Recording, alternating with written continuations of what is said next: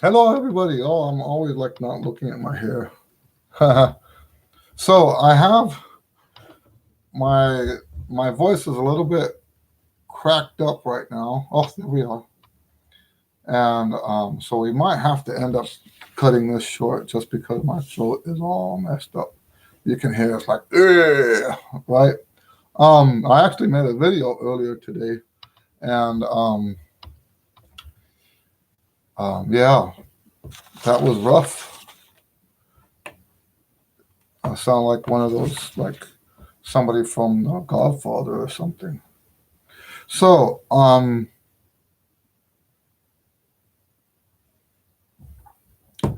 right. So today, let's talk. Oh, there's a comment from Anthony. Anthony says, I saw your video on mouthpiece. It was interesting. He's been using box 7 since forever, right? And that's precisely my point. If that mouthpiece works for you, there's nothing wrong with it. You don't need anything else, right? If so, that's the video he's talking about. Let me grab that video real quick. So the most recent video I did is about mouthpieces. It's one of my behind the wheel videos, but I wasn't behind the wheel because I had a selfie stick and it was dark. You know, I can't please the whole world, right? I got a comment on there saying that I needed to not have the bright lights, and that I needed I forgot what they call it, a gimbal, right? And that's all right, you know. I understand that. Here, I'll put the link. People want better quality stuff, and that's all right. So that I just posted the link to it on the chat. I don't know how people can access this if the chat is already over. I think it's possible, but anyway. So yeah, the guy's telling me that I need to not have the bright lights, and I need a gimbal. And I'm like, well, you know, I could go back to just sitting in the dark in my car again, you know, or I could just not make a video, you know.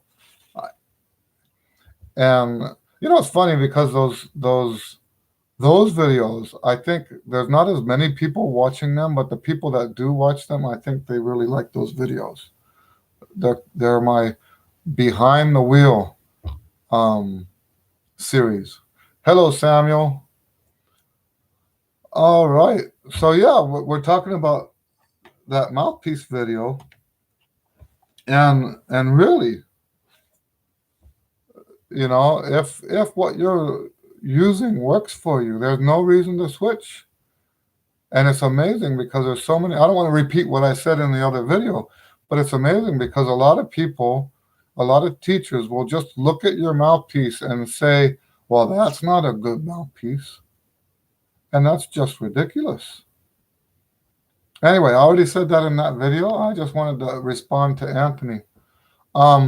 We did have a question this week about, and now I'm forgetting what it was. How to tell the difference between a good player and a great player, right? Or and I'm gonna change that to good music and great music, because that's how you know a good player from a great player is the good music from great music. But I'm going to talk about this in two different ways. One is that So there are certain things that are common regardless of what idiom you're in. But I think that the way we determine who a great player is the one that does the job in a great way. Okay? So you could be a great big band section player, better than just good, a great big band section player. And I mean at the level of the best in the world, right? You could be that good as a section player and nobody's going to know who you are. Does that make sense? So greatness has nothing to do with popularity.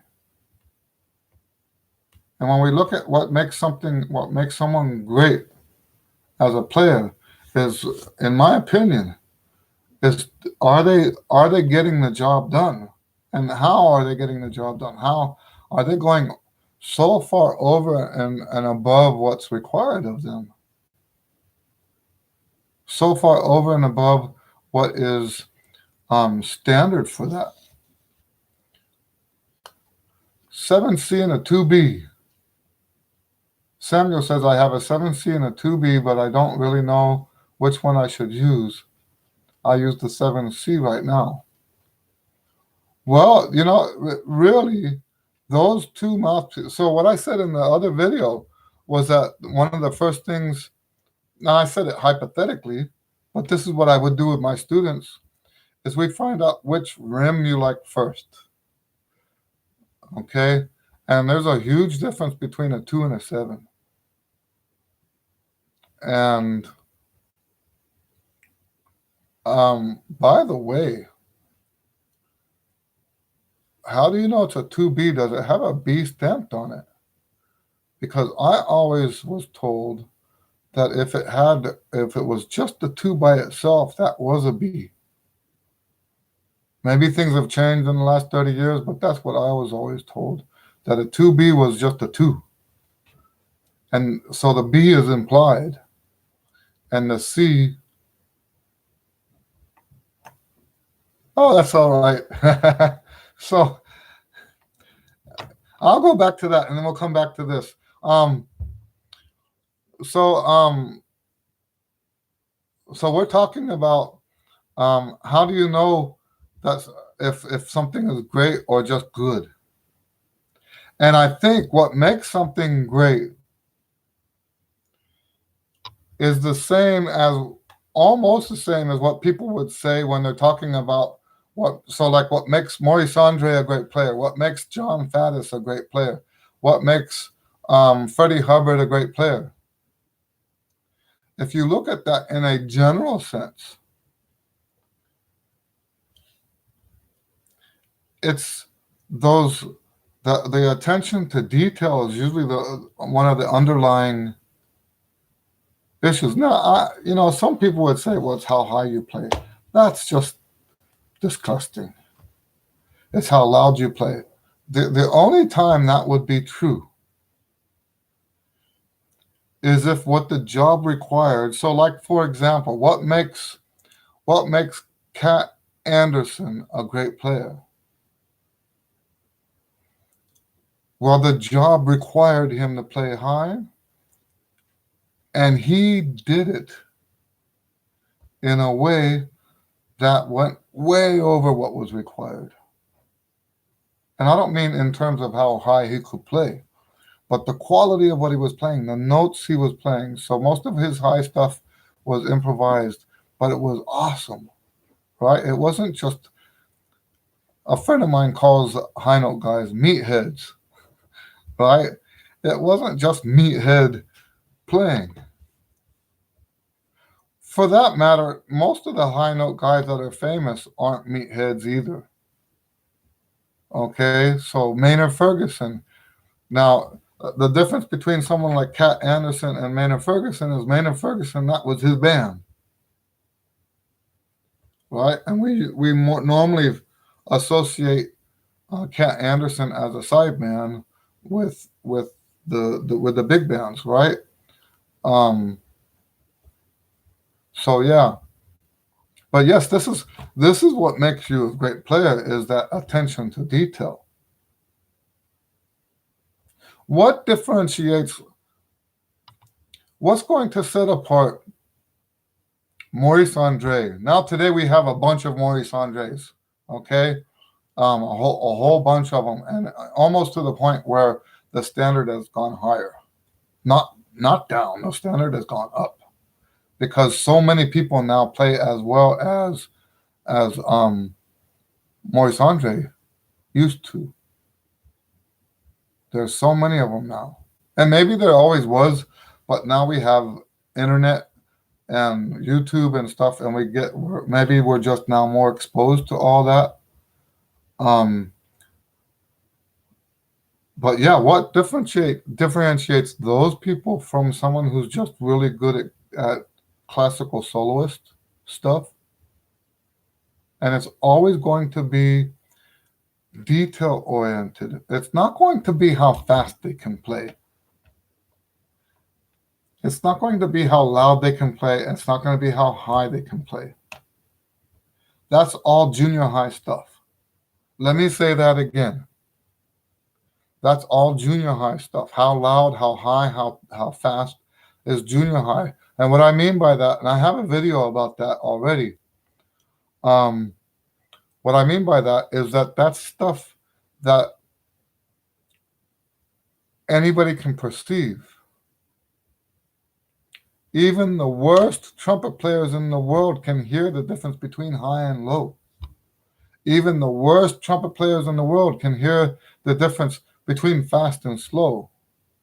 But there's stuff that the great players do that the bad trumpet players can't hear. Okay? There's stuff that the great players do that the bad trumpet players can't hear. They don't even know. So you have, and I'm not going to mention names, but there are people on YouTube that are known as being high note teachers, right? Trumpet high note teachers. And they'll say, well, so and so, he's just a horrible player. But that's an indication that person, that high note person, can't hear those things that make that guy a great player. For example, just one example, intonation. If you've got really, really bad intonation, you can't hear when someone else is playing in tune. It's not something that you're actually aware of. I know this from my own experience, right? I have better pitch now than I ever had in my life. I happen to know that there's other people. I play with bands that they think they're playing in tune, and I can hear it. It's not in tune. And what we're talking about is like what we talked about in the mouthpiece video. As you get older, and I mean more mature, not older, as you mature more in your trumpet playing, the details of what mouthpiece works for you, you start to focus in on those details. So like right now for Samuel, the 7 or the 2, that's a big switch. And you know how I do that is I put the mouthpiece on, I make the embouchure, put the mouthpiece on, switch, and do the other one, and I go 100% by comfort. I want the rim to be comfortable. We can change the other stuff later. I want for now. So when people say, which mouthpiece should I play? A lot of times they'll say, well, I can't play on that mouthpiece. It makes me tired, or it has the wrong sound, or whatever. But we're not looking at that yet.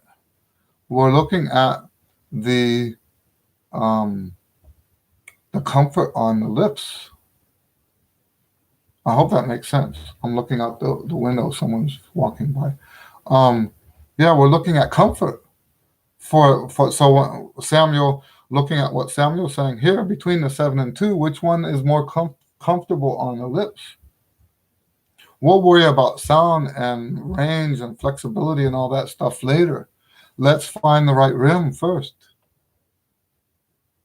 Okay? And it's the same thing with becoming a great player. You zoom in on the details. A great player has this ability to just zoom in, and now, so where a bad player can hear this, something this wide as being in tune. There's nothing perfectly in tune. There's no such thing. Mathematically, you have two. If you have two different people playing the same note, it's impossible for them to be mathematically perfectly in tune, because you can still zoom in deeper. You can still zoom in more and find out, okay, well, it's this much off, right? And that's what happens. As you get better as a trumpet player, your ability to play in tune becomes sharper. I don't mean sharp in terms of, that was not the best word, but you know what I mean. So more, let's actually say more astute, right? Your ability to hear intonation becomes more astute. And you start, and you know what? It's very much like my brother for a short while was a machinist, and he's telling me about what they call in the machine industry tolerances, right? So you have parts that have lower tolerances and parts that have higher tolerances. So how much give or take is there allowed when you're making this part? Can it be, and I think we have the same thing in the music world. You can think of it as tolerances. So a great, great, great trumpet player going to a gig, and it's not just pitch, it's not just playing in tune, but a great player can go to a gig and hear that what everybody else is doing here, but what he's shooting for is here. It's the same thing with time. That's another one that the guys that are all fixated with high notes. That's another one that they don't. That's not even on their radar. You hear these guys trying to demonstrate how great they play with the high notes, and it's all completely. And there are in jazz there is a technique for playing behind the beat, and that's not it. What they're doing is not it. Okay, that's just bad time. What they're doing is bad time. They'll put on a track or something and play with the track, and it's like, out of tune, no time. Okay, and I don't mean to use this as a way to put those guys down. I don't mean that. Okay. Um, this is a discussion about what makes somebody a great player. And it's definitely not how high you can play or how fast you can play. More important than how fast you can play is what kind of time do you have.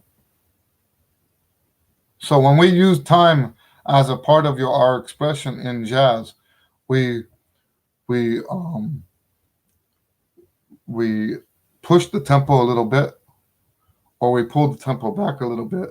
The rhythm section stays the same. We push forward or we pull back. Now, the only way to do that effectively is if you have good time to start with. So this is actually an advanced technique that you shouldn't even be trying until you're like playing at a college level, at least a college level. And I mean jazz college, not just college like at a school where they have jazz as a elective, right? And I think we have sort of on a finer degree the same thing with time in classical music. I remember taking a lesson with a famous trumpet player one time, and he was talking to me about his understanding of what rubato was, because his understanding that with rubato, the downbeat stayed the same, but the how you got to the downbeat was different. And my idea was that rubato would boy, I'm losing my throat. You're losing my voice. Rubato would change where that beat is, and so both of those, if you're going to do it at a high level, require a lot of skill. You're not just arbitrarily slowing down. There's a lot of control that goes into it. And that's what makes somebody a great player,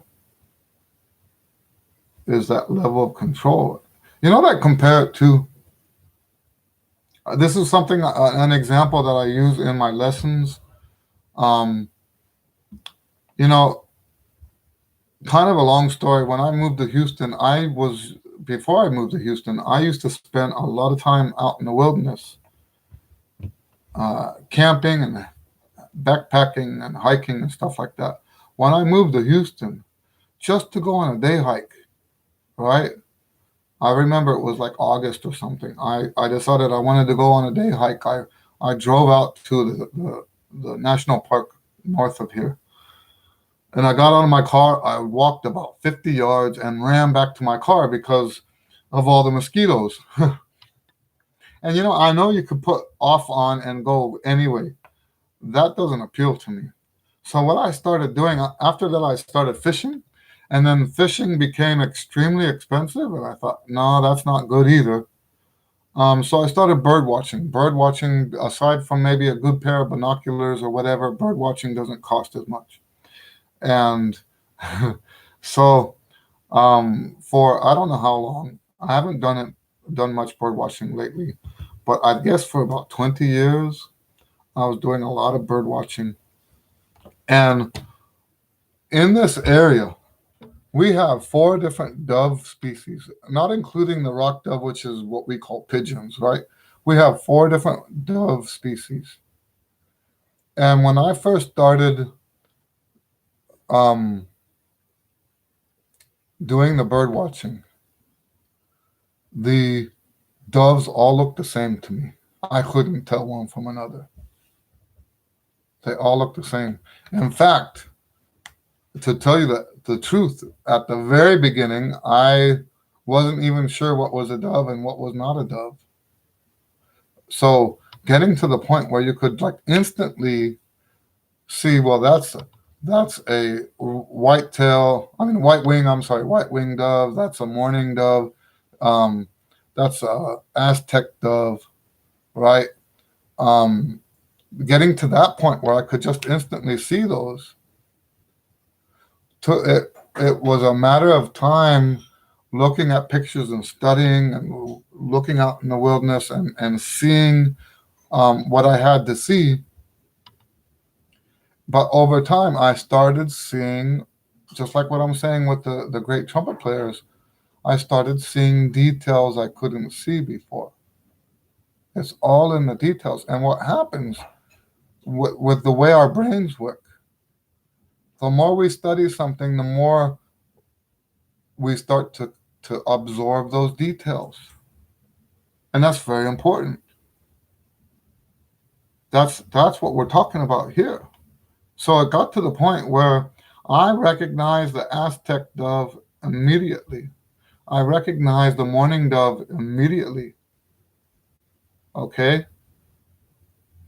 And now I can't, it's almost bizarre, right? Because you look back and you're like, how could I not have seen that in the first place? And it's the same thing with great trumpet playing. Now, I'm not saying I'm at the level, because mainly because that's not for me to decide. And for yourself, that's not for you to decide. That's one of my big things, right? Nobody should ever be calling themselves great. That's an honor that's bestowed upon you. Okay? So it's not for me to say how good I am. But I do know that I'm better than I used to be. And I do know that where I am now, I can hear things that I could not hear before. And I can only imagine the amount of stuff that those guys hear, the guys that are so much better than me. I can only imagine what they hear that I can't hear. I hope that makes sense. I used to work with a sax player, worked with him for 20 years, just short of 20 years, who had such impeccable time that when I was playing with him, it made my time sound like junior high.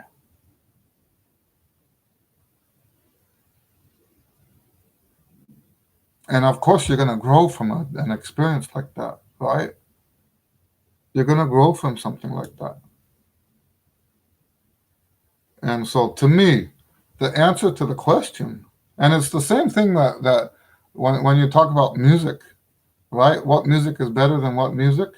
Now, it still comes back to this thing about the role the music is playing. None of what I just said now is universal to all idioms. None of it. So the way it's supposed to be. So like intonation in jazz is different from intonation in classical music. Some people would disagree with that, but it's true. It's different. Same thing with other. Hello, Richard. Nice to see you. Um, so it is different. So the way we regard someone as being a great person is by looking at that standard, looking at the level of detail in terms of how he fulfilled his job. And so when we're looking at music, it should be viewed the same way. When we're looking at music, instead of looking at the player, we look at how well the job was filled. Okay? So, and that can be in terms of composition. Um, so like if you write a band for a big band concert, write a piece for a big band concert, how well was that piece written for that event? I can tell you this.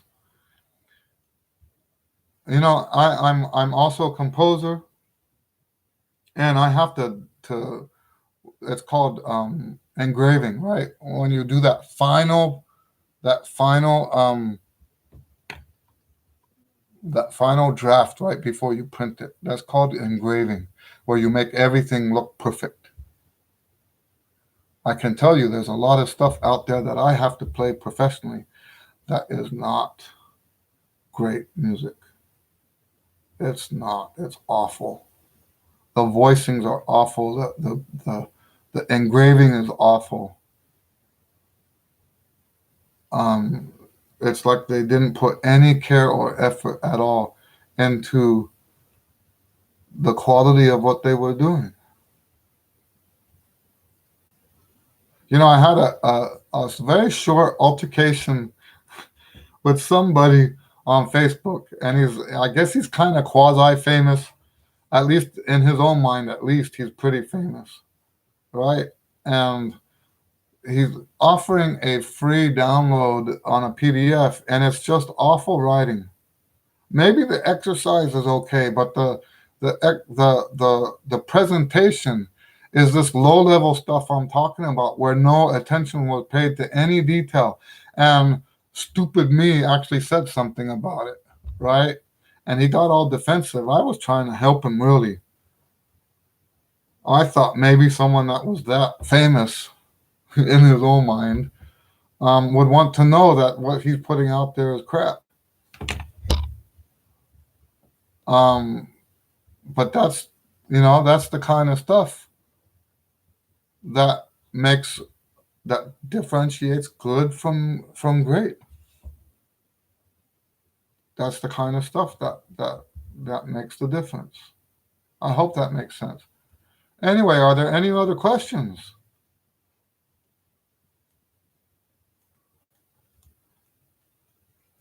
Yeah, this is the first time I've been. I don't want to say I'm sick because I don't have a temperature or anything like that, but my throat is really, really messed up. And this is the first time in over a year. How do I know it's been over a year? Because, and you might remember this video if you saw it, but not many people saw it. Um, I've been doing cold showers.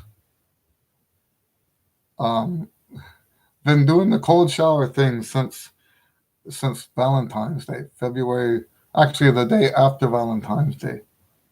And I was thinking the other day that I haven't been sick since this because I would have remembered being sick and getting in a cold shower.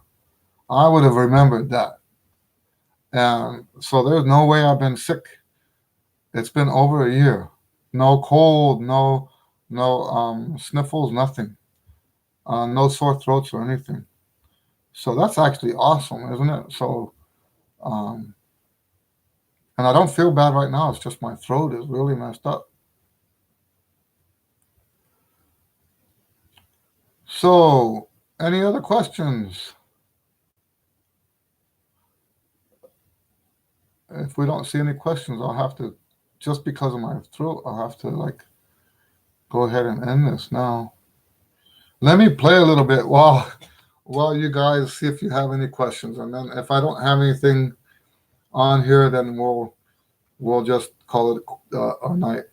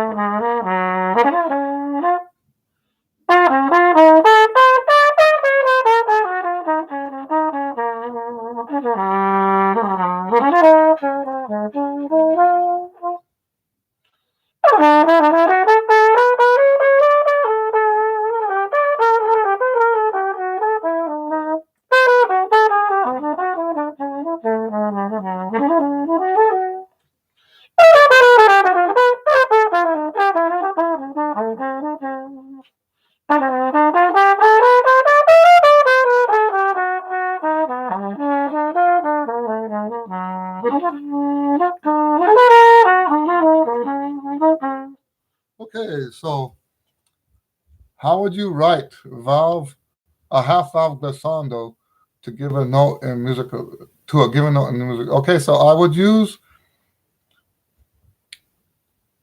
if you want to specify that it's half valve, just use a regular, not the one that's wiggly. I don't think it should be the wiggly one, and that's just my opinion.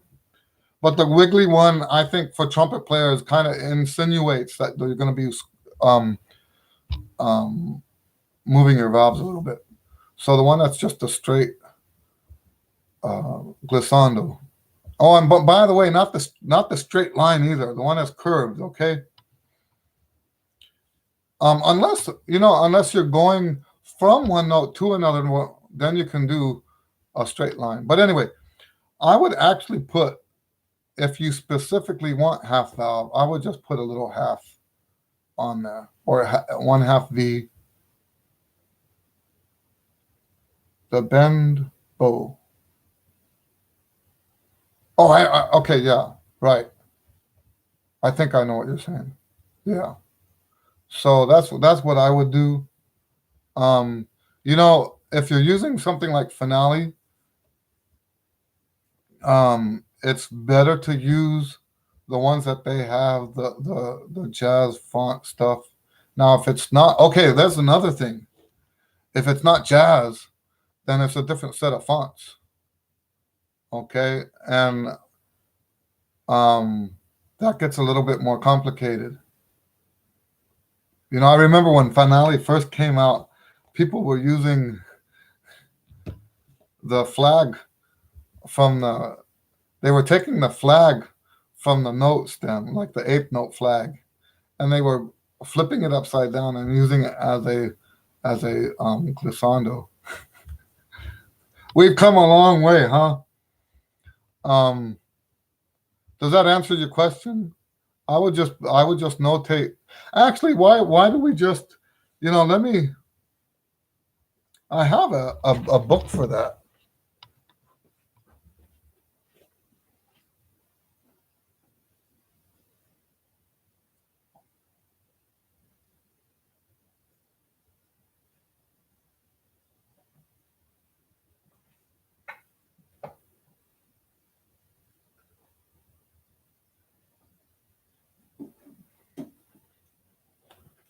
Sorry about that. I do have a book for this. Um, there's a bunch of books like this. This one is worth getting, and you know the thing is, in today's age, if you're really concerned about the quality of the output that you're putting out, that's redundant. Sorry about that. Then you really should be picky about your engraving. That's one of the problems. People think they get to the end of the piece, it's all like formatted out and everything, and they don't put that last step into it where they make the page look right. Okay? So, and I know it's like a whole new art that you have to learn besides just writing the music. But I think it's worth it because and why is it worth it? Oh yeah, if it's jazz stuff, then the fonts are all there, right? If you're using jazz fonts, yeah. So yeah, that's right. Half valve. I would just put one of those. I wish I could share screen so that you guys could see it, but it's a curved line going up. And if you need to specify that it's half valve, now let me tell you this: I've written a whole bunch of Dixieland music, um, about 120 charts in the space of 2 years, and I never specified that it was half valve. Okay, so it really depends on who your musicians are. So what I was saying about this, there are books like this. I'll hold it up here. Music notation in the 20th century, right? So, and there's for the jazz stuff, there's the Clinton Romer book. Um, and all of these things help you to put the stuff on a page in a way that's more professional. And this is what I was about to say earlier. It's not just about following some rules. Those things are conventions that we use because it makes the music easier to read. You can't believe, and this is something that I learned the hard way, right? When I was growing up, you can't believe how quickly people will dismiss your music that you wrote because of something stupid like there wasn't a double bar in a certain spot, so people got lost. By the way, talking about that, I'm a firm believer that phrases should be delineated by um, double bars, not phrases, periods. So, like if you have two phrases and then another two phrases, those two phrases should be separated by a double bar. That way, people know that's where the phrase starts. And double bars help people. It helps prevent people from getting lost. Now, something as silly as a double bar could prevent people from playing your piece correctly.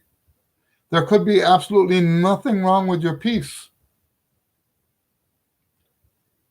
And yet, if you don't have the right double bars in the right spot, or no double bars at all, they could try it once. It could be a complete disaster. And they're not going to say, oh, it's because we weren't reading it right. They're going to say that you wrote a horrible piece. Right? And I figured this out over the years is that when you do good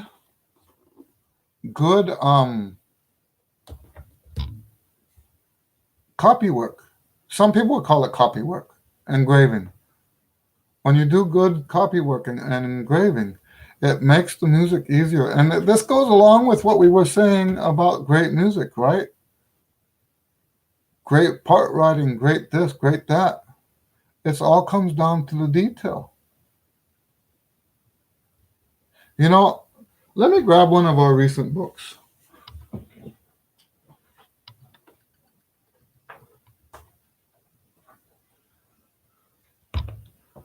I just grabbed the one that was on the top. This is one of our most recent books. It's from actually 2 years ago.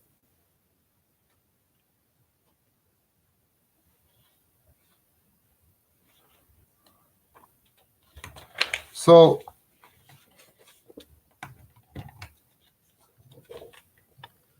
look at how beautiful that is, huh? And I'm not bragging. And the red stuff is stuff that I always edit and read. So there are things in here that I found that needed to be fixed. Spelling, like a spelling problem here. But look at how proportionate everything is. Look at how evenly spaced everything is. And even, you know what, for that matter, even the cover. Try to get the glare off. Even the cover, when I first started doing books, I took a piece of what do you call it, construction paper. And I took a ruler and I took a Sharpie and I made a triangle. And that was my cover. And then I put in hand, I put the title at the top and my name down at the bottom. It was in ink, Sharpie. That was the cover. That's obviously that's not professional enough to, especially compared to what we have today. Um, and this is the stuff that matters. This is what makes something great instead of good.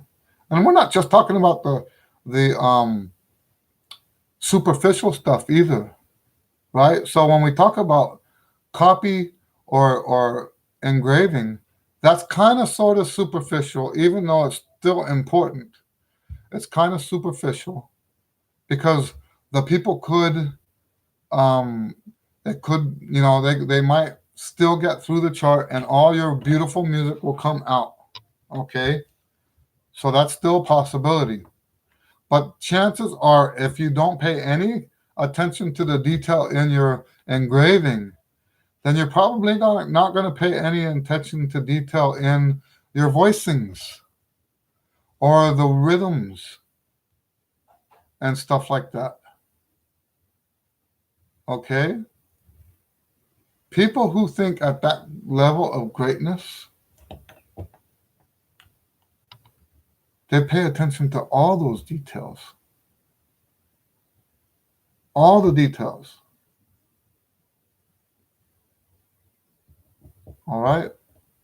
Any other questions? I got kind of ended up getting back to the original thing I was talking about. So, yeah. Anybody know what tune I was playing when I picked up my horn and played? I'll give you a few more bars again. You guys should be able to hear it.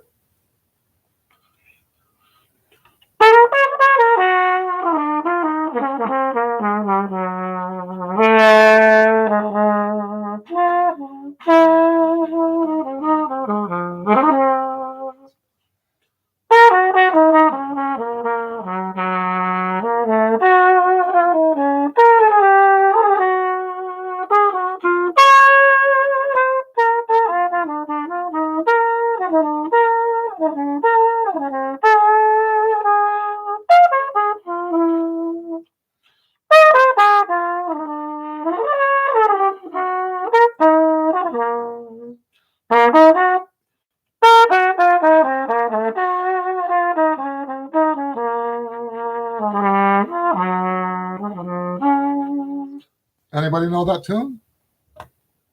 What am I playing? I'll get to the bridge. Here comes the bridge.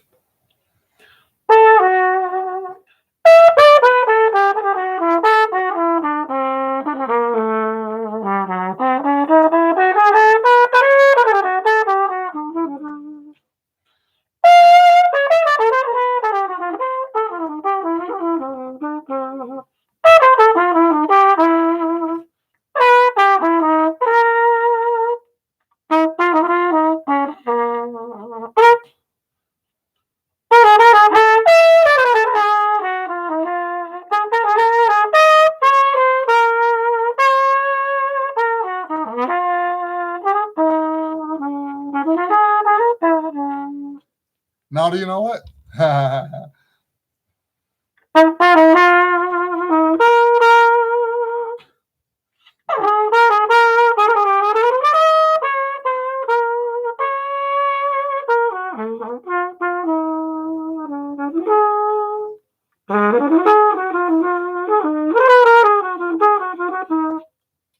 Anyway, that's the tune I've been working on lately. Um, actually, since I started working on it, that's actually the first time I actually tried playing it. I've been working on it for like 2 months and I haven't actually jammed on it yet. That tells you how powerful this approach is. It's a new approach I just made up. And wow, without any rhythm section or anything like that, it's like you can hear the chords. I'm reading a book about jazz history at the moment. I read them more that I realized that I don't really know anything. You know what? That's biblical, right? And I haven't been able to find the verse again, but I remember in the New Testament, and I think this is true for everything we do in life. And it was the Apostle Paul that said, the better he gets at being, I'm going to word this, with just regular language, right? The better he gets at living a Christian life, the more he realizes he's not doing a good job at all, right? I think everything in life is like that. And if it's not like that, then you're probably doing something wrong, right? We should always, the better we get, that isn't it? So here we take it all back to that same thing again, right? Back to that same thing, the detail. When you get better at zooming in on the detail, you get to see just how bad it is, right? I'll never forget when I was still in university. I was in the El Paso Symphony, and we had as our guest soloist Wynton Marsalis, and this is right after he won some like Grammys in both classical and jazz at the same time, right? And so we were backstage because the piece he was playing didn't have trumpet. And he's walking off stage. Him and I are about the same age. Wynton Marsalis and I are I think, just 1 year apart. Well, he's walking off stage, and we both congratulate him, me and my teacher. And he's shaking his head once he gets behind the curtain, shaking his head. He goes, "Man, I got to work on my sound." And already before that day, my idea about the sound I wanted to have Wynton Marsalis' sound, even back then. And for him to say that his sound was not good enough for him, right? Oh man, where does that put me? So anyway, all right, guys, I'm gonna go ahead and quit now. This is really putting a strain on my throat, and we'll see you guys. I think we're good for next week. If not, I will let you guys know. Thanks for hanging out with me. It's always nice to do this with you guys.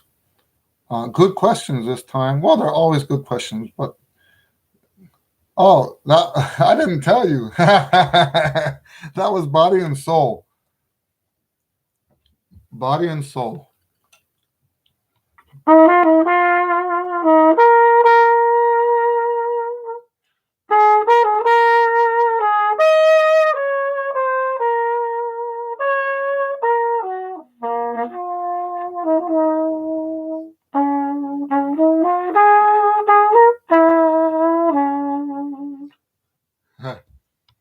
All right. Well, all right. Good night, you guys. We'll see you next time. God bless you.